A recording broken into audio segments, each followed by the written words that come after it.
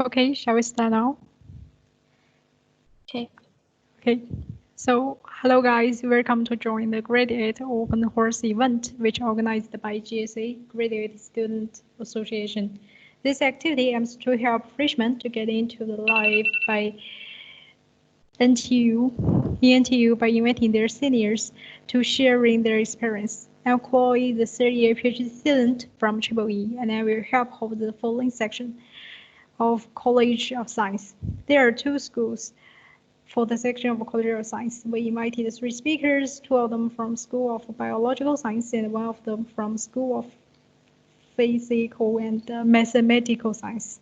Before we start the sharing, as I'm showing on the screen, I would like to ask for your kind help to mute yourself by click the microphone button all the time during the sharing. And also turn off your camera. So if you have any questions, you can type in the chat box. Also, you can raise your hand by click the hand share button after each speaker's sharing. I will pick you up to ask the question, and I would like you to give a brief introduction first. It's like if I'm one of the audience like you, I will raise up my hand first and I'll mute myself by click the microphone button and then say like, hello everyone, I'm Chloe from EEE. Thank you for the nice sharing. I would like to ask blah, blah, blah. Once your question has been solved, please click the hand share button again to put your hands down and mute yourself as well. So each sharing, including Q&A section, will last around 15 minutes. So we're glad to invite Ma Ziyuan from School of Biological and Science. Her major in molecular, cellular, and developmental biology. Are you ready now? Yeah. Hi, Ziyuan. If you have any PowerPoints, please read over this. No, it's just me speaking. Okay. Then we will continue with this page. So I'll just start. Yeah, please. Okay. Hi guys. Welcome to SBS. I am Ziyuan from BGSC. BGSC is short for Biology Graduate Student Club, and I'm really glad to have you all here today for this open house session. So as a senior, I'm told to share some of my experiences here with you. But I'm actually not that old. I'm only in my second year, but I'll try my best. As I'm in the PhD program, so I am not very familiar with the course requirements for masters. So if you are a master and you have questions regarding that, I would not be able to answer you. Right. So as for PhDs, you have 3 semesters before your qualifying exam.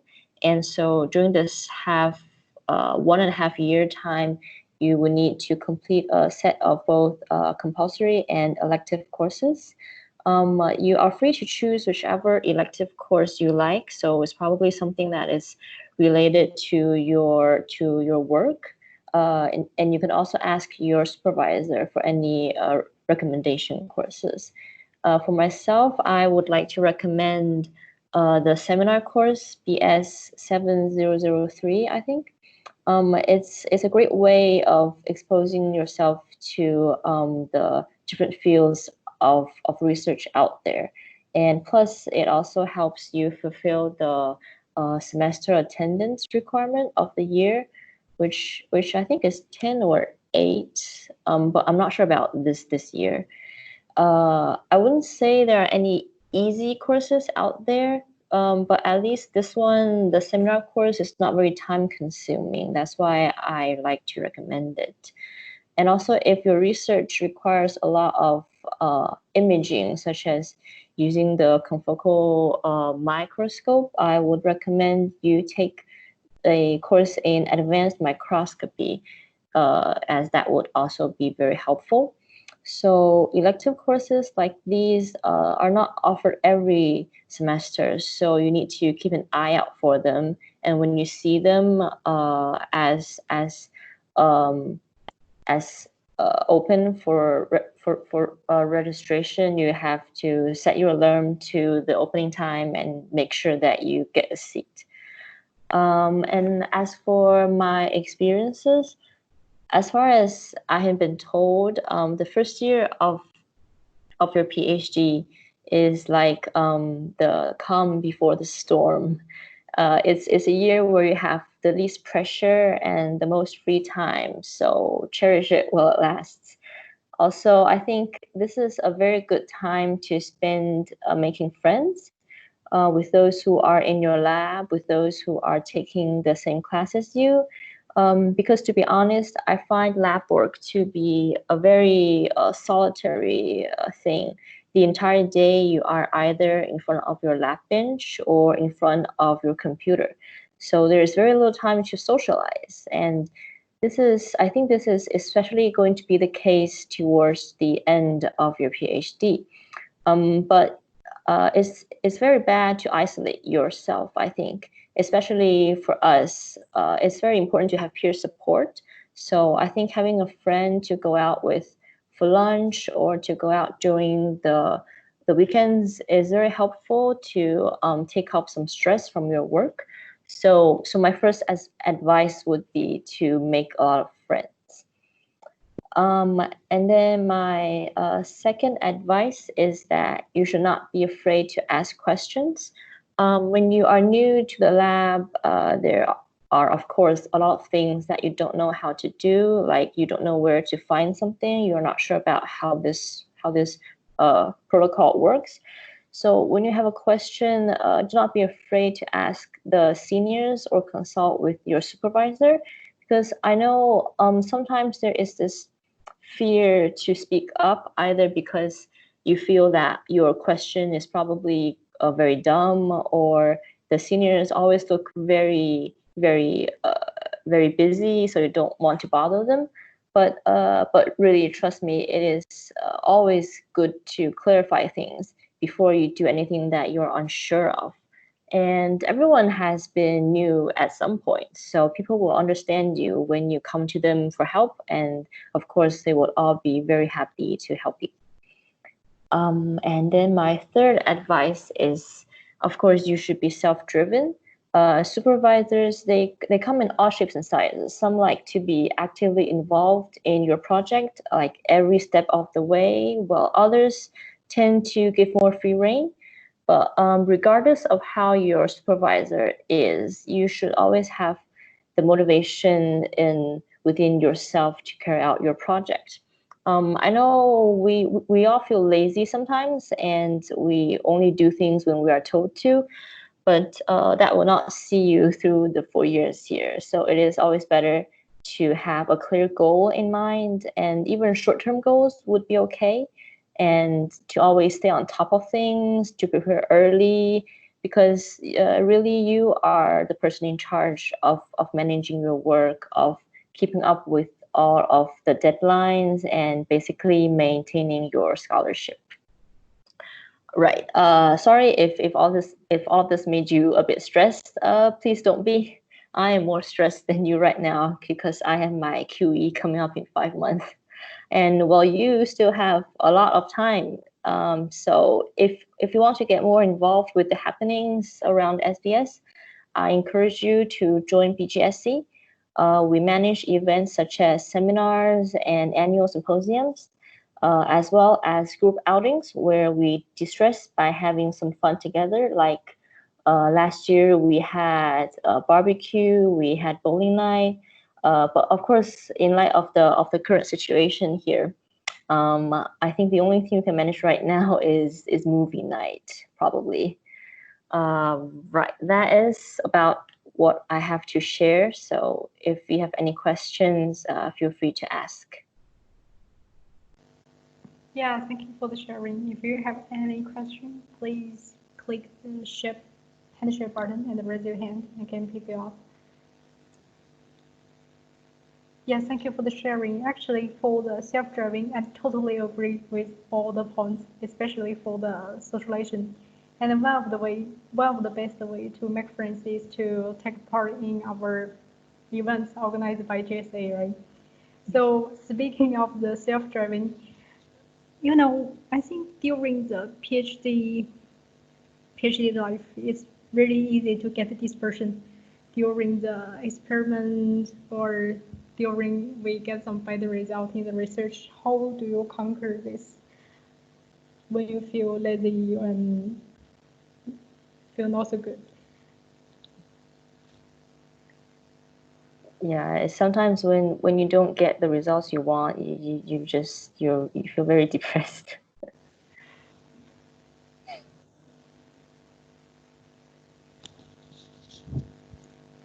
Yeah, so I think back to the point two, maybe during this period, it's really important to sharing with your friend, and they may give you some support, some encourage to help you move on. I think the bad result happens all the time.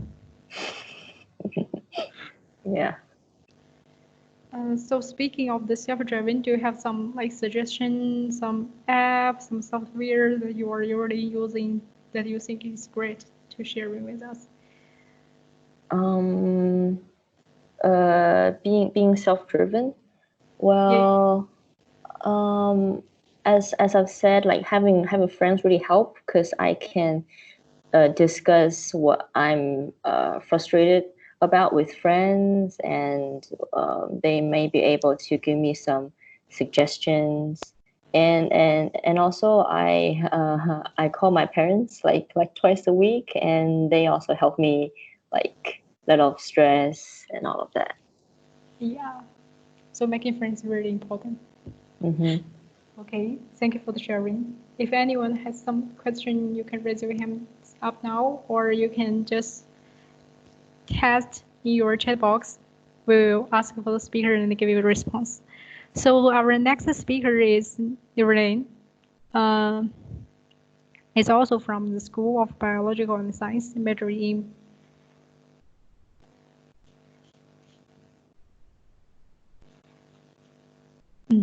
So let's welcome Nurulin. Hello, Nurulin. Can you hear me? Hi. Yeah, so if it's okay with you, I pre-recorded a speech, so I will play that now, and then yeah, if you guys have any questions for me after, I'll be happy to answer them. Okay, sure. Please take I'll right just over share my and screen. talk on. Yeah.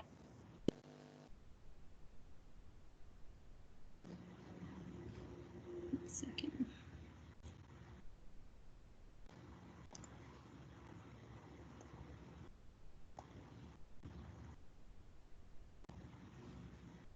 Can you see the screen? Yeah, I can see the screen.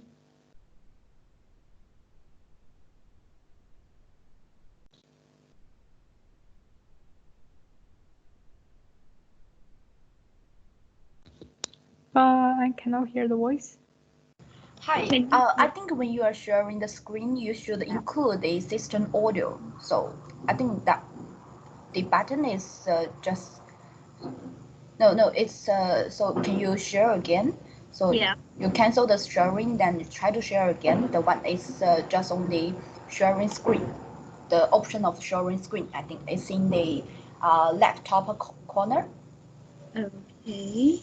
Ah, yes, I see it. Yeah, Perfect. yeah. Thanks. Okay, here we go again. Hi, everyone, and congratulations on getting into the PhD program at the School of Biological Sciences. My name is Nurul Ain, and I am from the School of Biological Sciences PhD class of 2020. I was conferred my PhD degree in April this year. And to briefly share with you my PhD project, focused on the metabolic disease, non-alcoholic fatty liver disease, with the goal of understanding the relationship between lipid regulation and cell stress in the disease state. So science aside, drawing upon my entire PhD experience, I will emphasize matters that I consider important for you to have a wholesome PhD, and I hope that this will help. The first thing that I would like to address is picking the right PhD lab and the right PhD supervisor. Now, this is an extremely important point, and I cannot emphasize it enough. I recommend that you put as much energy into this as possible. remember that this is going to be the next 4 years of your life, and you basically need to set yourself up for success right from the beginning in terms of knowing the kind of mentoring and the support you receive. This will ensure that your learning is optimized and you will grow to be the best scientist you can be. So I suggest that you rotate through as many labs and speak to as many people as possible. This is for several reasons. Firstly, to pick the research area that you are most excited and motivated about. And secondly, to understand the culture and dynamics of the lab and how you fit in exactly. You have to think that these people will be your second family during your PhD. And I further emphasize this because I know that the PhD will be challenging and the support you surround yourself with will be extremely important.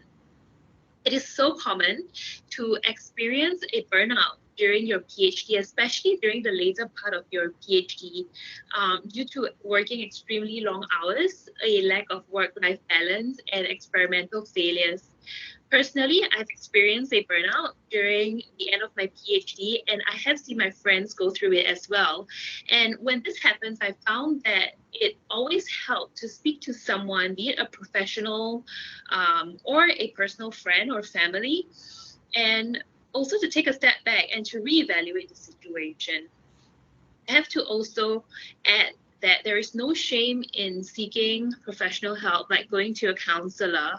Sometimes stepping back or speaking to someone will give you a fresh perspective to the problem you're facing and helps you move forward. My second advice to you is to network and to make friends during your PhD. Learn to socialize. I know we're all more comfortable facing our pipettes and cells, but a PhD is as much about transferable skills and learning to be personable as much as academics itself. Building your network will help with future job prospects. If you're going to be based in SBS, I suggest you join the Biology Graduate Student Club. They're a great bunch of people to work with and to hang out with outside of the lab. Good luck with your PhD journey, and please reach out to me if you have any questions. Thank you. Okay, so yeah, I'll be happy to answer any questions now, if there are any. Yeah, thank you for the sharing. So if anybody has a question, please raise up your hand and can turn on the unmute button.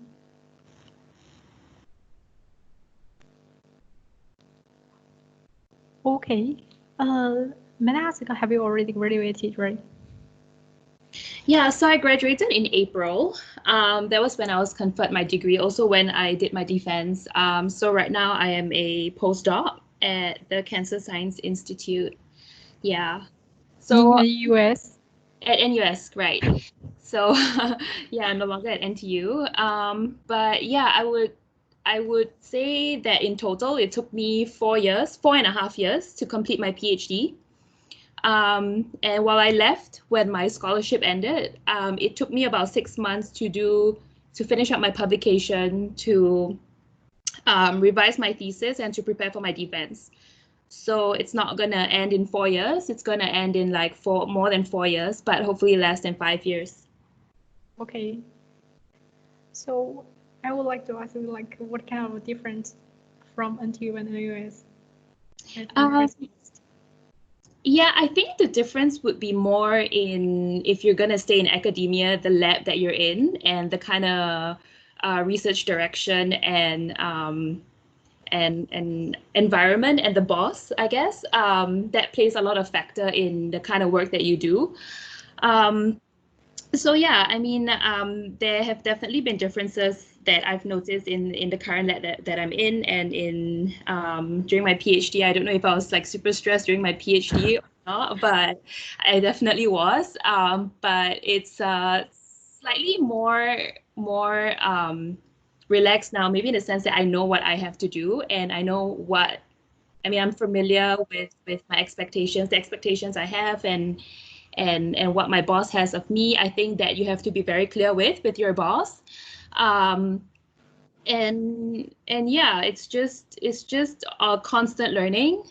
You have to be prepared for that. You have to be motivated, and you really have to have initiative, and really try to drive your project, because that will help. And it's not going to be easy. I'm sorry to say that. It was, I mean, I admit that it was a struggle for me during my PhD. But yeah, you will emerge from it really a much better scientist. So a postdoc would not be easy, I would say, because I'm only like 2 months into it, but but I feel good about it now, Okay. coming up from my PhD. Yeah. So I think that's all that matters. Yeah. Okay. For your research duration in your postdoc, or your current research duration is the same with your PhD or not? It isn't actually. So I was focused on metabolic diseases for my PhD. And right now I'm doing cancer research. So these are two completely different fields. And the transition wasn't hard. I was struggling with catching up with literature and trying to keep up with my boss as well, because you know how your bosses have like 10, 20 years of experience in the field, and Yeah. and you have to be able to understand what they're trying to convey to you, because then you'll be on the same page and be able to keep up and do well in your research. So yeah, I mean, I would even say right now, as of right now, I'm still struggling with keeping up with literature and keeping up with my boss in general, but it always it always helps to read every day. Just be consistent with your work and just don't give up, because there are days even now today that I feel like I'm stupid, for lack of a better word, but you just have to tell yourself that you have it in you. You're here for a reason. You've been selected for a reason, and so just keep going and keep reading and don't give up. Yeah, it's really encouraging me. Yeah. Oh, okay. Shreya has a question. Zara, Hi. can you? Yeah. If you have a question, please unmute yourself. Was there a question?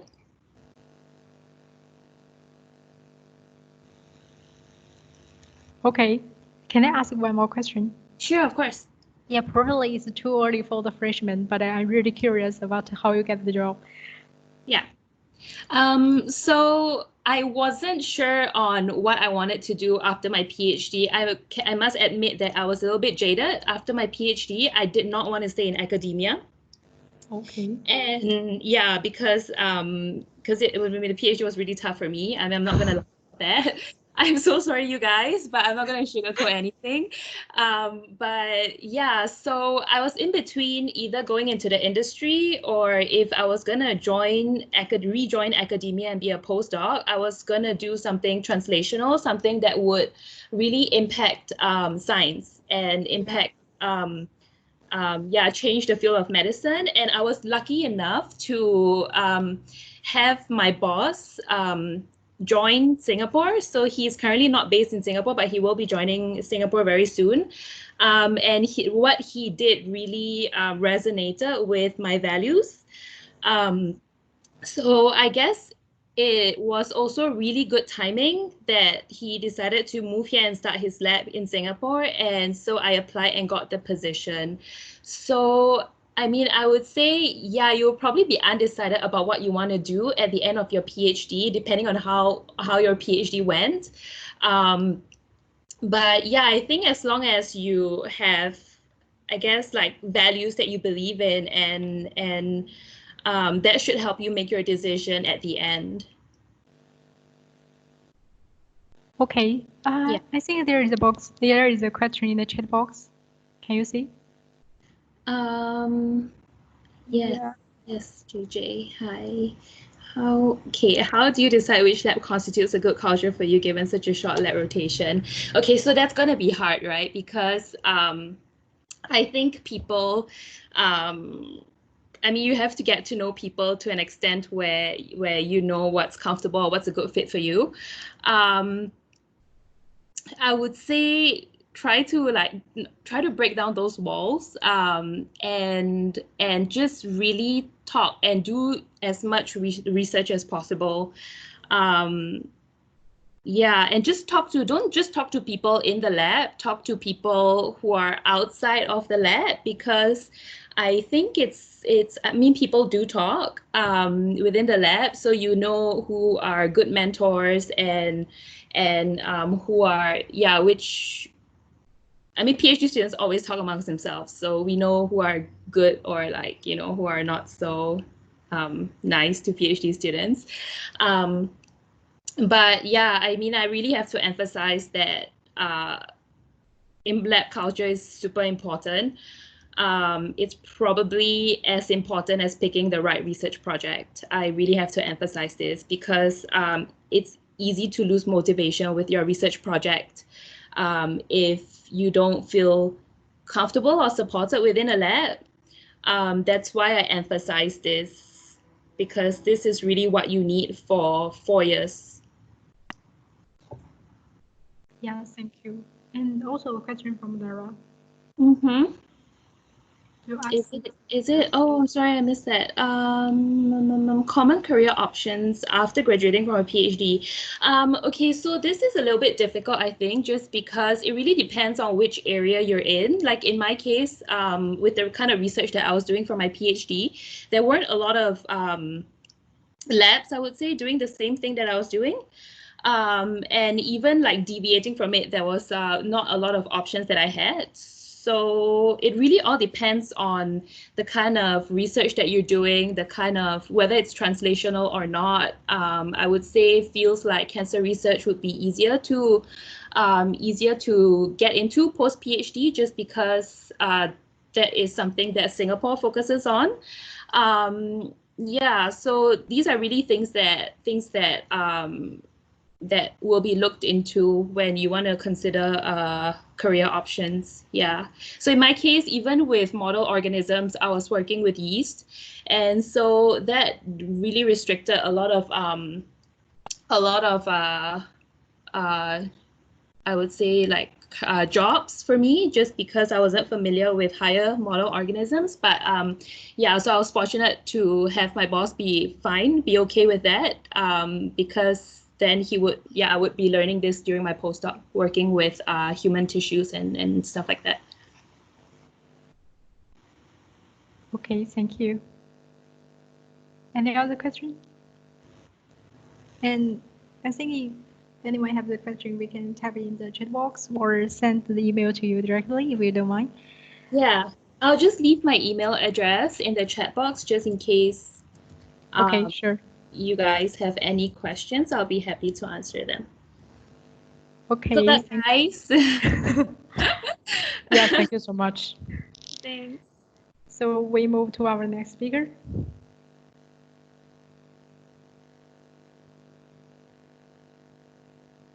Okay, our last speaker for this section is Kun Qi from the School of Physical and Mathematical Science, majoring in the physics and applied physics. Kun Qi, are you there? Yes, I'm here. Can you hear me? Yeah, I can hear Okay. you. So if you have any PowerPoints, you can just read over. Okay, just a short introduction. So hello everyone. Nice to see you guys here, and also welcome to NTU. So my name is Kun Qi, and I'm from SPMS, which is called the School of Physical and Mathematical Science. So I am a year 2 PhD student, and for most of the PhD students in SPMS, they mainly from three directions or three majors. So the chemistry, the mathematics, and the physics. So my major is physics and applied physics. For the master students in SPMS, I'm not really sure about the courses and the requirements. So if you have any questions on that, I think you can directly contact with the officers or course investigator in the school.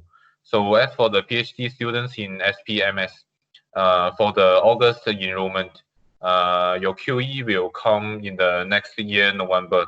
So for me, I only have 3 months to prepare my QE. Yes, it's really fast. And before your QE, you need to fulfill the coursework requirement. which need you to attend 2 compulsory courses. One is HWG 703 and one is HWG 704. And maybe if you have any higher IELTS or GRE scores, maybe you can get the exemption from these 2 courses. And besides these 2 courses, you also need to fulfill the 16 AU to fulfill the coursework requirement. And for each course in SPMS, it will give you 4 AU. So in total, you need to take 4 courses. And for me, I take 2 courses in the first semester and 2 courses in the second semester. So you can choose to finish the coursework in 1 year, or you can finish it in 3 semesters also can. And just make sure you finish that before 18 months, before you attend the QE. And for the courses I recommended, I only familiar with some physical courses. So the class I recommended is PAP 711, which is called Graduate Solid State Physics. I think this is a very good course to consolidate your physics knowledge before doing some research work. And for the QE in SPMS, it do not need you to publish some papers. But before that, you need to have a clearly perspective for your PhD, what you will do and what's your plan in your 4 years study. And you also need to show some result, but you are not compulsory to publish some papers. And yeah, and another thing is that I think some of you here are master students. So I am also a master student from EEE previously. And if you are a master student and interested in applying for PhD after your master curriculum, I can share some of my experience.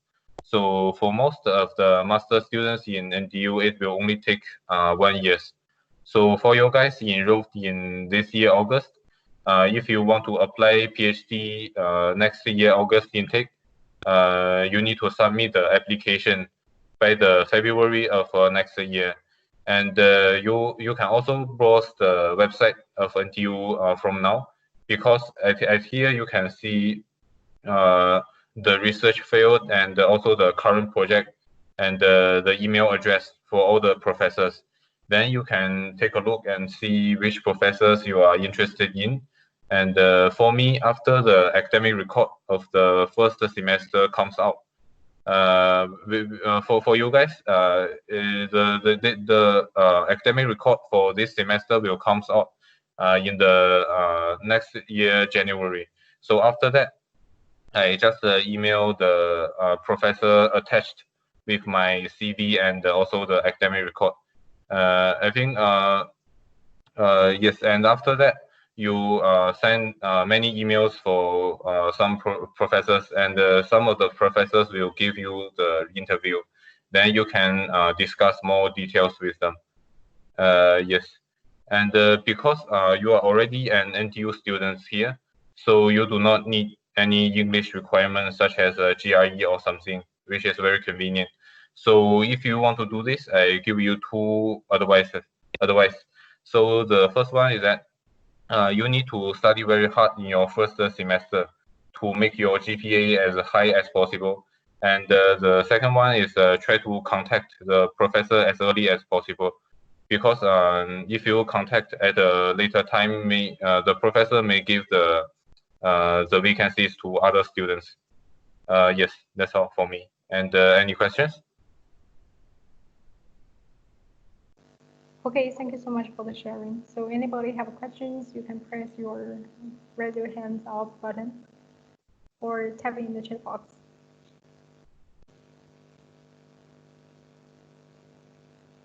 Okay, may I ask, so like from master degree to PhD degree, what kind of requirements that we need to achieve? Like the recommendation letter or the score you just mentioned? Because I think you are already NTU students here, so there are not extra requirements for your English standard. So the only thing you can do is to make your master academic record as high as possible. Yeah, I think if the 5 is the full scores, I think if you achieve about 4.5, you can it is enough for you to communicate with the professor. And for whether the professor will take you or not, it depends on the fundings. Whether the professor have the fundings, yeah, you can give more discuss more details with the professor. Okay, and remember your master degree is in Triple E, right?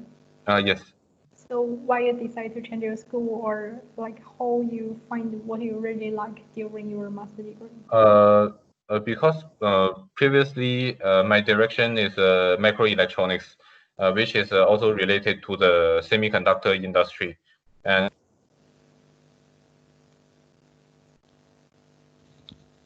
Sorry, I cannot hear you. my research field is still semiconductor relevant to the industry, so it actually is the same area. Oh, okay. So it's like the research direction is not the same, but the area is quite similar. Yes. What about the course recommendation for the fresh? Yes, as I mentioned, for the physics students, the solid state physics, so which is a PAP 711, is really a good course for you to do a revision of your undergrad. I remember the first year of my PhD, I have taken a course of academic advanced semiconductor. Is that the course for SPMS? You mean the advanced quantum mechanics? Yeah, that was really hard. Yes, that course. The professor is in the very high level, and it's really hard to learn. I think cannot even understand. But if you So, have, if you are interested in, you can also take that. yeah, if I have the like a senior like you and then him, I will not take this course. Yes. And the last question is from the master degree to PhD degree. Do you have any like a suggestion for us to choose the prof or lab, which you think is more important? I think the younger professor might have more fundings, and yes. My recommendation is that just find and email the professors as much as possible. You cannot only send the email to one professor and the professor tell you he might have the scholarship or he might do not have. So you only wait for him, and finally he tell you he do not have. Yeah. So I think you just need to email more professors until you get a very confirmed answer. Yeah. Okay, thank you so much for the sharing, and I see the opportunity to change our school during the process. Okay. Okay, so if anyone has the question, you can type your question in the chat box. Also, you can raise your hands right now or send an email to Kunchi. Ken? Okay. So, as showing on the screen, you can scan the QR code to give us feedback, and do not hesitate to contact us by the email address shown on the screen. Also can follow us in the social media. Okay, so let's. Oh, sorry. There is screen. The QR code is showing on the screen, and also the email address and the official account for the different social media. So please do not hesitate to contact us or follow us. Now, would you mind to turn on your camera by click the camera button for us to take a picture?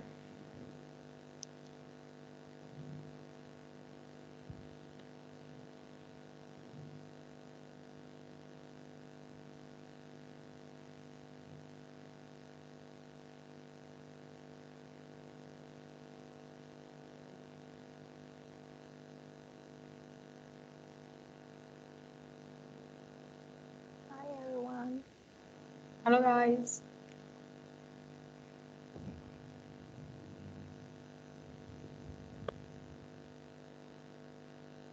Yeah, the camera button is on the left hand of your microscope.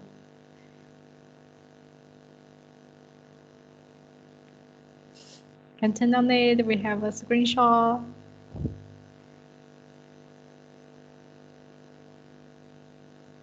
I think most of the guys are not so familiar with the Microsoft Teams, right? Even me.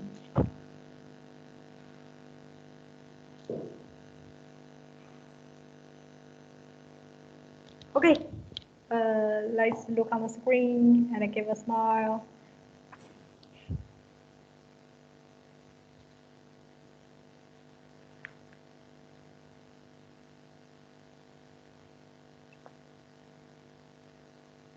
Okay, that's done. Thank you. Thank for you your so much attendance. for the sharing. Okay, bye bye. See you. See you.